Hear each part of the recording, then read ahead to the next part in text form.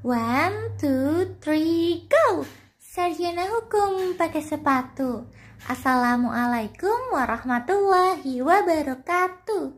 Hai Sobat PAUD dan para pendengar, Adkes Mantap menemani kalian lagi nih. Dan kali ini Adkes Mantap akan membahas tentang perdemoan yang bertemakan tentang Another Day, Another Demonstration. Selamat menyaksikan Sobat PAUD. Hai Sobat PAUD dan para pendengar, ini aku balik lagi loh menemani kalian. Oh iya, kalian masih ingat aku nggak siapa? Kenalan dulu yuk.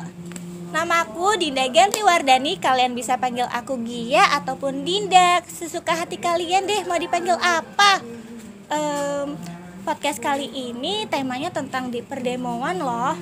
Namanya itu Another Day, Another Demos. Temen ngobrol kali ini berasal dari anak BEM FIP loh Sobat PAUD. Dan dia ini seangkatan juga sama aku, angkatan 2020. Kita panggil aja yuk langsung Kak Fadil. Halo Kak Fadil. Halo Mbak Gia. Kita salaman dulu. Apa kabar nih Kak Fadil? By the way Kak, kakak dari jurusan apa sih nih? Aku dari Prodi PGSD. Oh, PGSD. Gimana kalau kita jargon dulu kali ya? Oke, jargon. Jargon. Dari siapa dulu? Aku dulu gimana? Jargon PG PAUD itu ceria-ceria nih mengandungnya. Siap. Oke. Aku pimpin ya. Ya. PG PAUD Ceria. Sekali lagi kali ya Kak. Oke. PG PAUD Ceria. Hore. Sekarang Oke, sekarang PGSD. PGSD gimana itu tuh? PGSD Jaya, PGSD Jaya. Gitu. Oh, Jaya. Berapa Aku kali apa tuh? kamu? 3 kali dia. yang itu. PGSD Jaya. PGSD Jaya. PGSD Jaya. Yeay. Nah, sekarang biar makin afdol nih Kak, gimana kalau kita jargon podcast Adkes Mantap dong tentunya. Boleh. Podcast Adkes Mantap, pena penggerak perubahan. Pena penggerak. Oke, dimulai ya. Podcast Adkes Mantap, Pena penggerak perubahan. Yeay. Nih, by the way nih Kak, kan Kak Fadil ini departemen apa di BEM? Aku dari Departemen Aksi dan Propaganda. Itu tugasnya ngapain aja ya Kak? Sebenarnya banyak sih ya, karena kalau dari definisi akpro itu kan ada 2 kata, ada aksi dan propaganda. Nah, kalau aksi itu kan segala perbuatan yang kita lakukan itu namanya aksi gitu ya. Kalau propaganda itu ya perbuatan yang kita lakukan itu bisa menciptakan perubahan, gak juga perubahan, tapi yang kita buat itu bisa berdampak atau berpengaruh gitu. Nah, jadi sebenarnya kalau di akpro itu ada banyak kegiatan yang bisa kita lakukan, karena proja yang kita bawakan di periode ini itu sifatnya fleksibel gitu. Kita bisa mengarah ke semua aspek gitu, baik aspek sosial ataupun gerakan-gerakan yang kita bangun itu bisa bermanfaat untuk semua elemen. Contohnya apa tuh? Kayak kemarin kita ada program kerja namanya Suara Mahasiswa. Nah, jadi kalau di program kerja Suara Mahasiswa itu kita buat forum atau kita memberikan wadah buat teman-teman FIP ataupun teman-teman fakultas lain untuk menyuarakan kebaikan ataupun menyuarakan keresahan mereka. Kalau yang udah kemarin kita lakukan itu, yang pertama ada bagi-bagi takjil pas bulan Ramadan. Kita juga ada perpus jalanan. Jadi kita menyediakan buku. Jadi buat teman-teman yang pengen baca buku, kita sediakan. Di situ juga ada diskusi gitu. Kemudian kemarin terakhir banget kita juga lagi nggarap 100 puisi BEMFIP. Nah, itu kita buat sebagai wadah buat teman-teman dari Departemen BEMFIP itu bisa menyuarakan suara mereka berdasarkan fokus dari departemen masing-masing, sehingga ya apa yang mungkin mereka ada keresahan itu bisa disampaikan dan bisa tertulis dalam puisi gitu. Nah, nanti outputnya itu bakal kita berikan pagelaran gitu. Jadi ini merupakan rangkaian acara gitu. Kita nulis puisi, habis itu kita ada pagelaran jemur puisi gitu. Kalau nulis puisinya itu berarti per anak wajib. Oh gitu, berarti jadi, di Departemen Akpro itu wajib bisa nulis puisi. Semua harus bisa sih. Diwajibin gitu loh Sobat PAUD nih.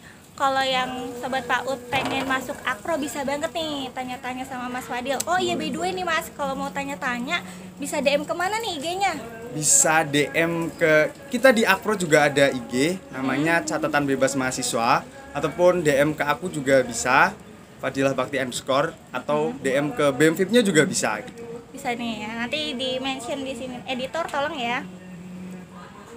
Terus nih, bagaimana nih cara mengatur mahasiswa yang demo nih? Aku ngomongin demo ya. Yeah. Yang demo di luar saat aksi. Ini mahasiswa FIP atau mahasiswa UNES atau UNES. Oke, jadi kalau sebelum aksi ya, itu jelas ada konsolidasi.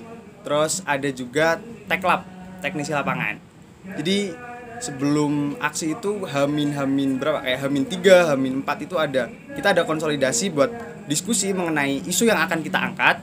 Terus kita juga sampai pada titik penentuan kayak tuntutan kita gitu. Aksi ini kan harus ada goalsnya gitu loh, apa yang kita tuntut, dan diharapkan dari tuntutan kita itu bisa diindahkan sama ya pemimpin pemerintah itu gitu.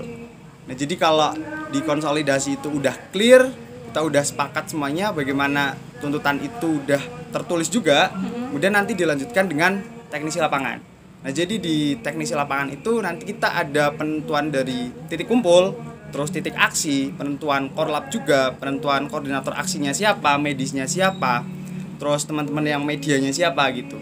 Nah, jadi untuk mengakomodasi atau mengontrol dari masa aksi ini semuanya berpengaruh gitu. Semua elemen itu saling berkesinambungan menjadi satu gitu. Artinya dari teman-teman kayak koordinator aksi itu, mereka kan biasanya orasi tuh di mobil komando. Nah, biasanya mereka bisa dengan orasinya itu mengarahkan masa aksi mau dibawa kemana, mau dibuat kayak gimana gitu. Kemudian dari teman-teman fakultas, kayak di fakultas FIP juga ada koordinator lapangan. Setiap fakultas ada koordinator lapangan yang tugasnya ya mereka mengordinir anak-anak yang mereka bawa pada saat aksi gitu.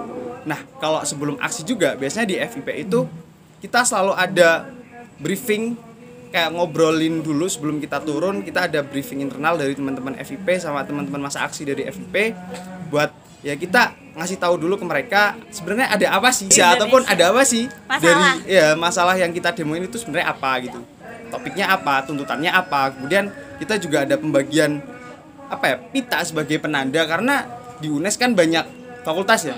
Kita mencoba untuk memberikan penanda perbedaannya dari kita. Ya, pembedaan ini sebenarnya tujuannya bukan apa-apa ya, karena di aksi itu kan bisa terindikasi ricu dan lain sebagainya. Nah, pita ini sebagai penanda, nanti kalau sampai terjadi hal-hal yang tidak diinginkan dari teman-teman itu udah tertandai, oh ini teman-teman VIP. Jadi kita langsung arahin mereka harus kesini gitu, biar memudahkan mitigasinya juga. Terus nih, pembagian job desk dari BMKM saat demo tuh gimana tuh, Mas? Nah, kalau BMKM berarti kan ranahnya UNES ya. Artinya kita juga dibagi kayak tiap fakultas. Kayak tadi kita harus ada koordinator tiap fakultas, terus kita juga ada pembagian logistik kayak gitu. Terus apakah dari Departemen Aksi turun tangan ketika salah satu mahasiswa yang ikut demo merusak fasilitas umum? Kita sebenarnya turun tangan kita itu pada saat sebelum aksi ya. Bagaimana kita memberitahu ke teman-teman masa aksi dari FIP itu untuk tidak melakukan tindakan-tindakan anarkis ataupun merusak fasilitas umum yang disediakan oleh negara gitu. Karena dasar gerakan kita kan memang dilindungi oleh undang-undang gitu ya. Jadi jangan sampai ketika kita melakukan aksi itu ya aksi kita melanggar undang-undang. Jadi kalau bentuk turun tangannya ya kayak tadi, kita memberikan briefing ke mereka buat ya melakukan hal-hal yang dibolehkan dan tidak dibolehkan pada saat aksi. Nah, kemudian buat yang turun tangan ini kan udah ada polisi yang memang mengurusi tindak pidana gitu ya. Kalau perusakan lingkungan atau perusakan dari fasilitas umum kan itu udah ranahnya dari penegak hukum gitu ya. Gitu sih. Terus nih, gimana pandangan dari Kak Fadil terkait persepsi masyarakat awam ataupun mahasiswa yang awam yang sering bilang mahasiswa yang demo cuma numpang nama doang, dan terus kayak tumpang tenar, kayak cuman buat aku ikut demo loh tapi nggak tahu arti demo itu apa gitu. Ya, jadi yang perlu diketahui juga ya sama teman-teman yang ikut aksi gitu ya.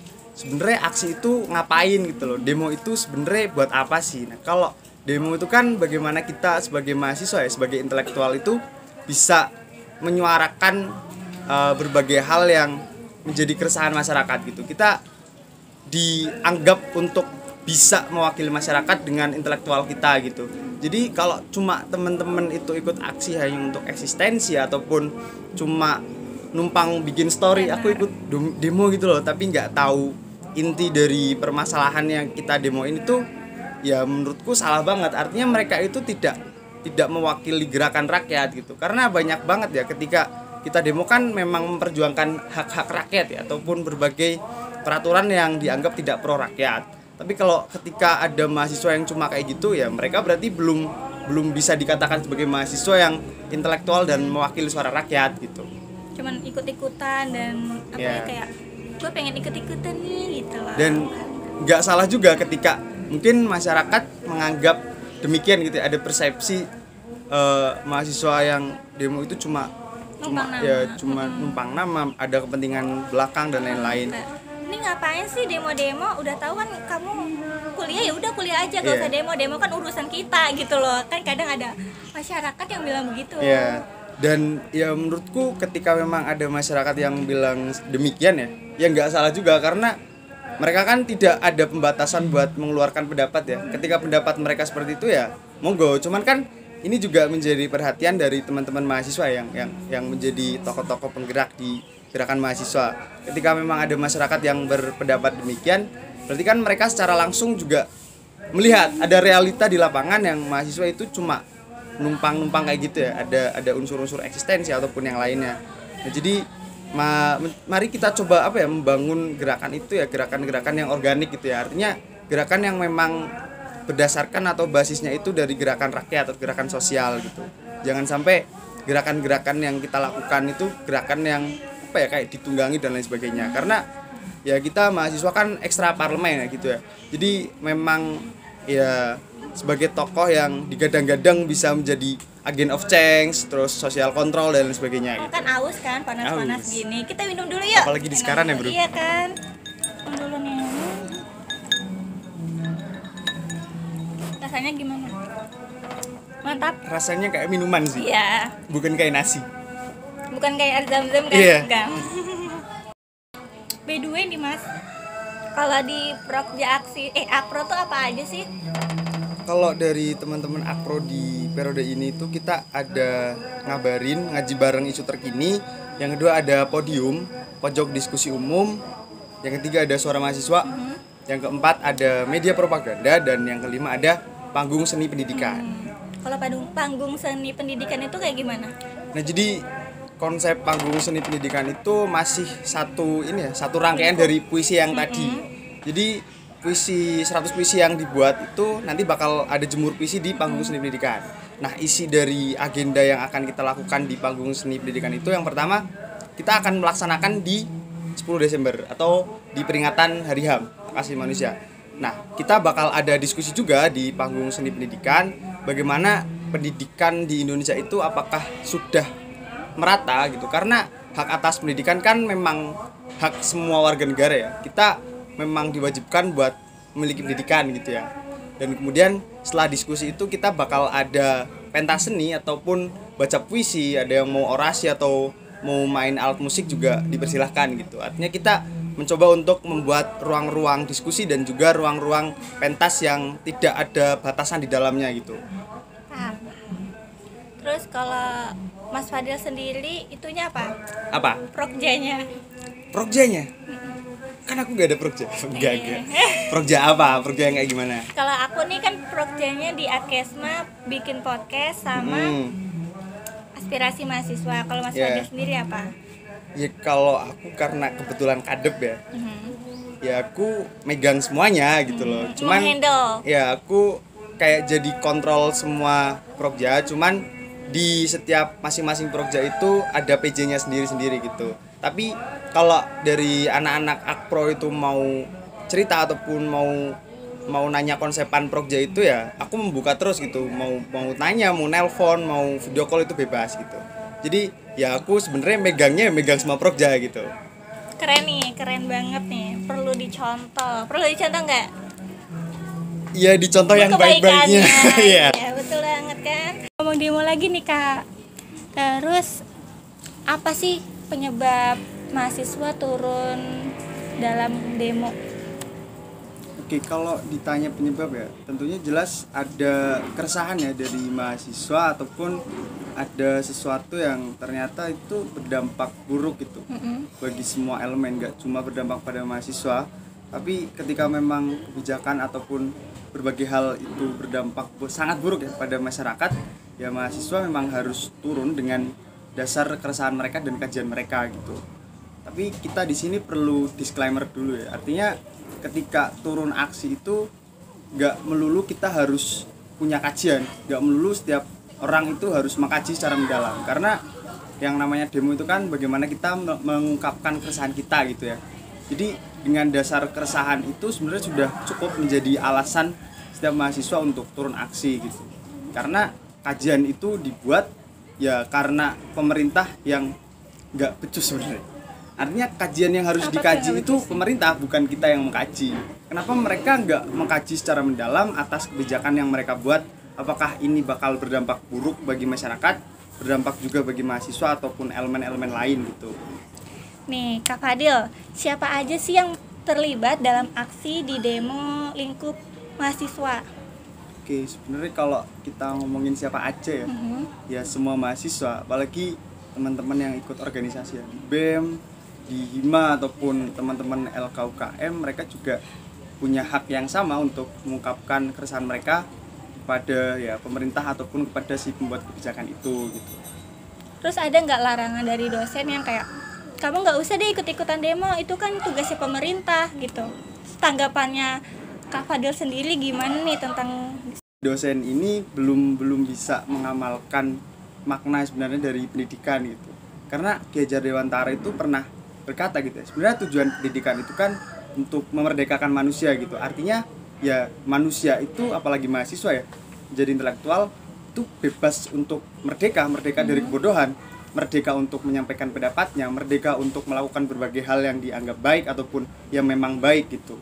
Jadi kalau ada dosen yang demikian, menurutku dosen itu ya sangat menyalahi dari tujuan pendidikan itu sendiri. Mereka belum bisa paham sebenarnya pendidikan itu untuk apa gitu. Pendidikan apakah untuk menyampaikan teori perkuliahan belaka, ataupun pendidikan itu untuk membebaskan setiap manusia dari kebodohan ataupun membebaskan manusia dari ya semua hal yang dianggap buruk gitu. Terus kan Mas Fadil sendiri sering ikut demo nih. Apakah tuntutan dari kalian sering didengar sama rakyat atau pemerintah? Oke. Kalau demo itu kan sama, sebenarnya konsepnya menurutku sama kayak doa gitu ya.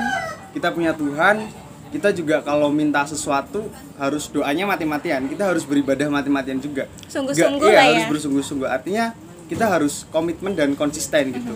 Ya sama kayak demo. Demo itu gak sekali demo harus diwujudkan. Kalau itu belum diwujudkan ya kita bangun gerakan-gerakan lagi sampai keputusan ataupun tuntutan yang kita buat itu bisa diindahkan oleh si pembuat kebijakan itu. Oh begitu. Terus kalau dampak negatif dan positif dari ikutan kegiatan demo itu apa sih Kak? Dampak apanya dulu? Dampak kayak misalkan negatifnya orang ini bakalan tertinggal mata kuliah, terus positifnya menambah relasi. Terus kalau dari Kak Fadil nih apa nih? Oke. Kalau dari sudut pandangku dulu ya, dari dampak negatifnya dulu. Yang pertama jelas kita bakal gosong-gosongan sih, karena aksi panas. Itu Terus, pasti sih. Ya, kadang juga ada agenda-agenda aksi yang mungkin tubrukan juga sama jadwal kuliah. Nah di sini kita juga dituntut untuk bisa bagi waktu. Kita juga punya kewajiban di perkuliahan. Kita juga punya kewajiban untuk menyuarakan keresahan-keresahan dari rakyat gitu. Jadi bagaimana kita bisa melakukan keduanya? Kalau aku sih, kalau bisa semua, kenapa harus dipilih gitu? Karena dua-duanya kan kewajiban gitu. Artinya kita tidak boleh meninggalkan salah satu gitu. Kita tidak boleh mengorbankan salah satu. Kalau memang itu harus dikorbankan, kayak misal kita ada kuliah jam 8 pagi, aksinya jam 8 pagi juga. Terus pilih mana tuh? Yeah. Sementara kuliahnya ini mata kuliah yang penting banget di semesternya Kak Fadil yang lagi tempuh itu. Ya kalau memang itu tidak memungkinkan buat aku tinggal ataupun aku izin, ya jelas aku bakal mengikuti perkuliahan dulu gitu.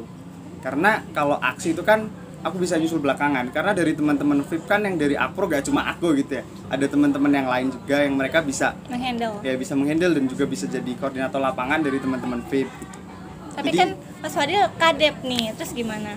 ya gak melulu demo itu harus ada kadep gitu ya, karena kan aku mencoba membangun dari anak-anak Akpro itu ya aku pengen mereka itu bisa dan mereka paham semuanya. Artinya kalau aku nggak ada dan ataupun aku terkendala, ya mereka bisa megang sendiri gitu, nggak tergantung sama kadep. Ya, Dan betul. itu juga sebagai bentuk atas hal-hal yang udah aku berikan ke mereka, ya mereka diimplementasikan gitu. Jangan cuma ikut organisasi itu cuma belajar, tapi dalam organisasi kita selain belajar juga menerapkan apa yang sudah diberi pelajaran atau diberi arahan oleh teman-teman semua ataupun dari kadepnya gitu. Iya, Pak. Dampak positif dulu. Oke. Dampak positifnya ya jelas kita sangat mahasiswa itu kan memang salah satu manusia yang diberi keberuntungan ya, menurutku keberuntungan, karena nggak semua manusia itu bisa kuliah dan bisa jadi mahasiswa. Artinya keberuntungan itu harus dimaksimalkan semaksimalnya mungkin gitu, nggak cuman di ranah perkuliahan. Karena kamu pernah denger ini nggak, filosofi yang mengatakan bahwa semua orang adalah guru, semua tempat adalah sekolah, semua buku adalah ilmu gitu. Jadi ya kita sebagai mahasiswa itu jangan cuma menempuh ilmu itu di lingkungan kelas atau dalam akademik di perkuliahan, karena masih ada tempat-tempat lain yang bisa buat kita pelajaran ataupun bisa mendapatkan hikmah juga bagi kita. Salah satunya dengan aksi itu, karena dengan aksi juga kita bisa merasakan dan kita juga bisa berpikir sejauh mana kebijakan-kebijakan itu berpihak kepada rakyat gitu. Kalau memang itu tidak ada keberpihakan kepada rakyat, ya kita sebagai mahasiswa yang punya keberuntungan tadi, yang bisa mengkaji dan lain-lain sebagainya, kita harus lantang. Karena ada banyak masyarakat ya, gerakan mahasiswa itu kan gerakan yang basisnya pada gerakan sosial ya, gerakan rakyat. Ada banyak rakyat yang memiliki keterbatasan untuk melakukan kajian, ada banyak masyarakat yang memiliki keterbatasan untuk melakukan aksi gitu. Tapi secara langsung masyarakat itu yang terkena dampaknya dari kebijakan itu. Jadi ya kita sebagai mahasiswa harus yang paling lantang untuk menyuarakan itu ketika ada kebijakan yang memang tidak pro ataupun berdampak domino gitu. Artinya kebijakan itu berefek jangka panjang dan berefek ke semua hal, kayak BBM. Ketika BBM naik gitu ya, BBM naik itu harga pangan juga tentunya bakal naik, harga minyak bakal naik. Itu kan artinya ada efek domino gitu, dan itu sangat berdampak pada teman-teman rakyat, mungkin dari teman-teman buruh ataupun teman-teman pedagang gitu ya. Mungkin mereka yang biasa jualan harus pakai bensin, harus ke tokonya, dan mereka ada yang jualan digoreng juga, ada harga minyak yang melambung. Kan itu sangat tercekik gitu dengan adanya kebijakan-kebijakan yang memiliki efek domino itu gitu. By the way, kemarin kan ada demo BBM nih. Terus Mas Fadil ikutan nggak? Oke, kalau kemarin ya kebetulan karena aku lagi ikut program Kemendikbud, kampus pengajar, dan rumahku jauh juga dari Semarang.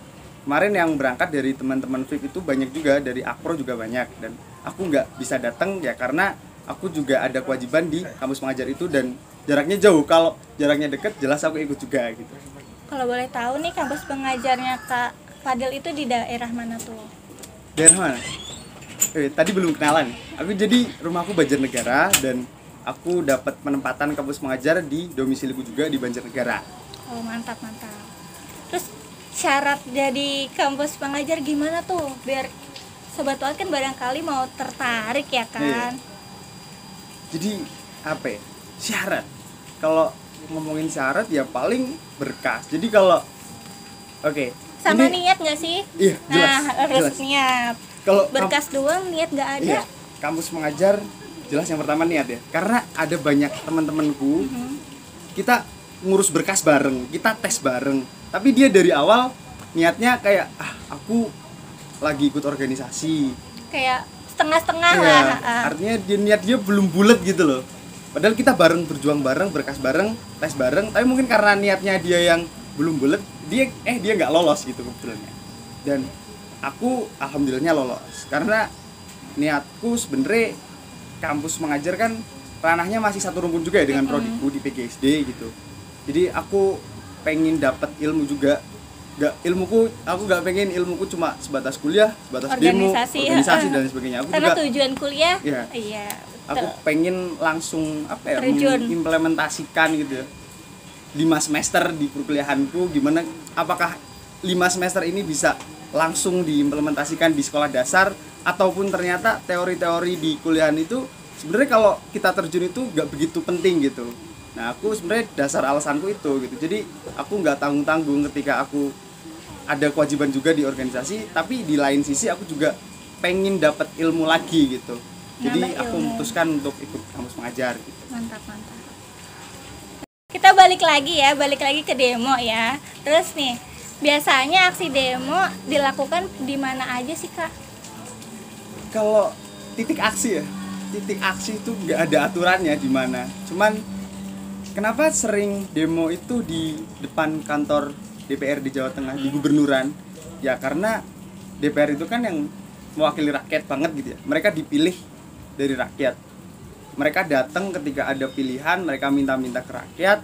Tapi ketika ada kebijakan, mereka tiba-tiba nggak mau dengerin rakyat gitu. Jadi kita mencoba untuk membangun aksi itu di depan gubernuran ya, biar mereka itu ngelihat langsung dan denger langsung keresahan dari masyarakat yang kemarin-kemarin mereka dimintai suara, ya kita juga harus meminta suara ke mereka gitu ketika ada problem ataupun kebijakan yang merugikan rakyat gitu. Begitu. Siapa aja sih yang terlibat? Udah ya. Bentar dulu. Matiin dulu aja. Nih, kita minum dulu kali ya. Yuk, minum dulu yuk. Minum dulu dong. Dimakan ini. Ya Allah, maaf. Nah, dimakan dulu dong, dimakan. Dimakan ya? Iya, dimakan. Jangan dilihatin aja. Iya, Berarti dilihat. ya Anda harus makan juga, Bro. Enggak. Gimana rasanya, enak? Kayak kentang ya? Rasanya kentang. Bukan ayam kan? Bukan ayam, bukan nasi juga.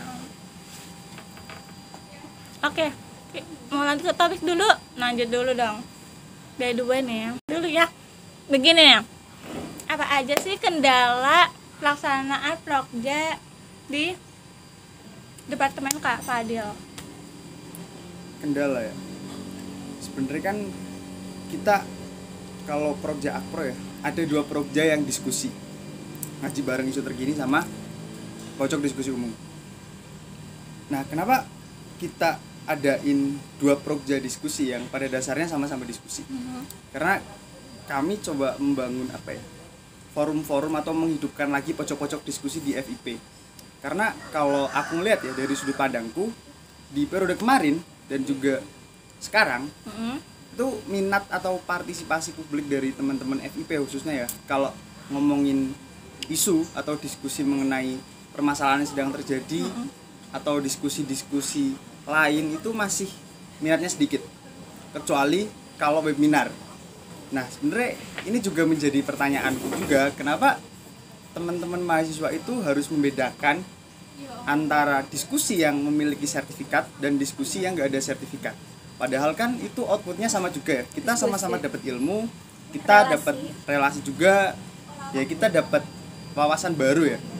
Tapi kenapa kalau ada diskusi yang bersertifikat itu tingkat partisipasinya tinggi? Di sini kan aku jadi ada pikiran, berarti kalau teman-teman mahasiswa itu cuma berharap diskusi ataupun mengikuti webinar cuma berharap sertifikat, artinya mereka itu sebenarnya mengharapkan sesuatu gitu, tidak natural dari diri mereka ingin mendapatkan ilmu. Jadi kemungkinan mereka juga kalau diskusi yang ada sertifikatnya cuma ditinggal, nggak diperhatiin, nggak atau ditulis juga poin-poin penting yang didiskusiin itu gitu. Jadi ya menurutku problem-problem dari periode kemarin ya itu tingkat partisipasi mahasiswa FIP itu masih rendah kalau masalah diskusi dan juga aksi. Mereka itu seakan-akan apatis gitu, padahal diskusi itu kan ya forum-forum yang memang harus diikuti mahasiswa juga, karena ya kayak aku ngomong tadi, kita harus bisa belajar di semua tempat gitu dan secara kontinu gitu loh. Artinya kita harus terus belajar, nggak cuma di lingkup kuliah gitu, bisa belajar di tempat lain atau dengan pembelajaran yang lain gitu. Oh begitu ya. Terus kalau menurut pandangan Kak Fadil sendiri nih, gimana seharusnya gerakan mahasiswa aksi ke depan? Kalau dari sudut pandangku ini ya, jadi menurutku gerakan mahasiswa ke depan itu ya kita harus membangun gerakan yang organik. Artinya gerakan-gerakan yang kita lakukan itu ya memang gerakan dari rakyat ya. Kita basisnya tetap dari rakyat. Jangan sampai ada semacam eksklusivitas, seakan-akan kayak mahasiswa yang beralma mater saja yang bisa melakukan aksi, mahasiswa yang dari universitas mana yang bisa aksi gitu. Itu kan salah besar gitu ya. Jadi kita tidak boleh menghilangkan kelas. Artinya ya gerakan-gerakan mahasiswa itu harus melebur dengan gerakan rakyat, gerakan buruh, gerakan petani ataupun gerakan dari aktivis-aktivis lain gitu. Dan kalau diibaratkan gerakan sekarang itu kemarin ada banyak kasus kayak ada masyarakat yang ingin ikut aksi demonstrasi, cuman dia itu nggak pakai alma mater. Terus gimana? Itu dia malah diusir gitu karena dia dianggap provokasi dan tidak memakai alma mater gitu. Jadi ini menurutku logika ataupun tindakan yang sangat salah gitu.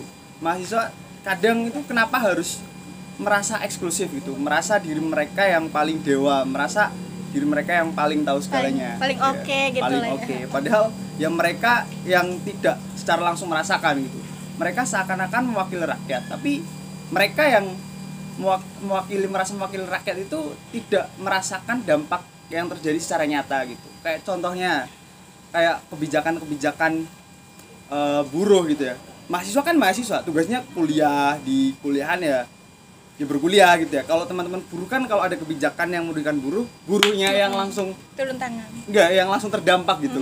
Tapi ketika buruh itu ingin demo dan nggak pakai alma mater malah nggak boleh. Itu kan semacam pembungkaman secara sadar oleh akademisi seperti mahasiswa gitu, dan itu sangat buruk sih menurutku. Jadi ya hilangkanlah keeksklusifan dari mahasiswa itu gitu. Kalau ngomongin gerakan gitu, biar ya gerakan yang kita bangun itu masif dan memang mewakili rakyat gitu.